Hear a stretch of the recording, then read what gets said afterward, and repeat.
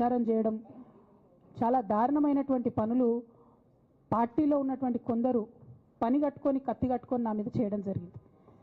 అట్లానే నేను ఒక మాట ఏమన్నా, సామాజిక తెలంగాణ సాధన కోసం నేను కట్టుబడి ఉన్నా అన్న. దానిలో తప్పేముంది? అసలు నాకు జన్మనిచ్చినటువంటి నా తండ్రి, ఈ ప్రాణాన్ని భిక్షగా ఇచ్చినటువంటి నా తండ్రి, ఆయన చిటికెన వేలు పట్టుకొని నేను ఓనమాలు నేర్చుకున్న ఉద్యమాలు ఎట్లా చేయాలని, ఆయన చిటికెల వేలు పట్టుకొని ప్రజలంటే ఏంది, ప్రజా సమస్యలు అంటే ఏంది, ఎందుకోసం దాని మీద గలమెత్తాలని చెప్పి నేను నేర్చుకున్నా. ఆ నాయకుడి స్ఫూర్తిగానే నేను సామాజిక తెలంగాణ మాట్లాడినా.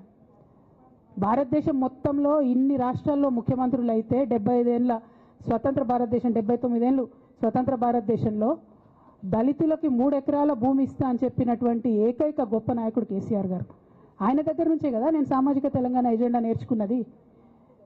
బీసీలకు ఎవరు వృత్తి పనిదారులు ఉంటే వాళ్ళకి చేయూతనిస్తా అని చెప్పినటువంటి ఏకైక ముఖ్యమంత్రి కేసీఆర్ గారు.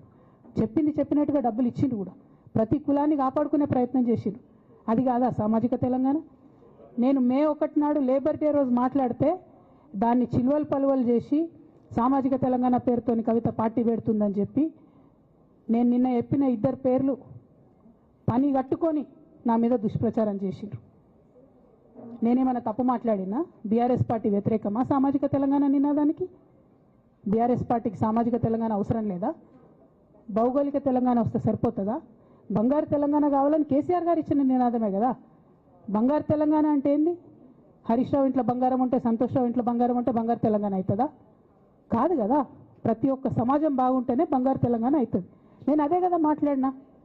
దానికి ఇష్టం వచ్చినట్టు నా మీద స్టోరీ లేపిస్తే నేను భవన్లో పోయి కూర్చొని బాజాప్తా, ఎక్కడో కాదు, బయట ప్రెస్ మీట్ పెట్టలేదు, ఏ ప్రెస్ క్లబ్లో పెట్టలేదు, డైరెక్ట్గా తెలంగాణ భవన్ నా ఆఫీస్ అండి, నా పార్టీ భవన్లో పోయి కూర్చొని నేనేం చెప్పినా, నా మీద కుట్రలు జరుగుతున్నది, నా మీద విషప్రచారం జరుగుతున్నది అని చెప్పిన.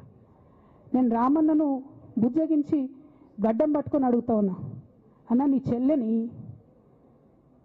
ఒక మహిళా ఎమ్మెల్సీని మన పార్టీ ఆఫీస్లో కూర్చొని నా మీద కుట్రలు జరుగుతున్నాయని నేనంటే మీరు వర్కింగ్ ప్రెసిడెంట్గా ఉన్నారన్న, ఫోన్ చేయరా అన్న నాకు?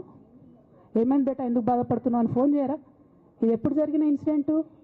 లేక లీక్ కాకముందు, నేను నా కొడుకు గ్రాడ్యుయేషన్కి అమెరికా పోకముందు, అంతకుముందే.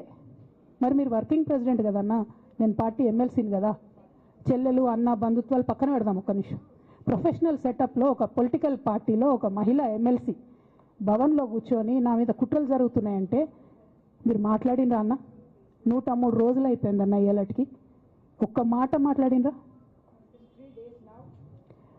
కేసీఆర్ గారు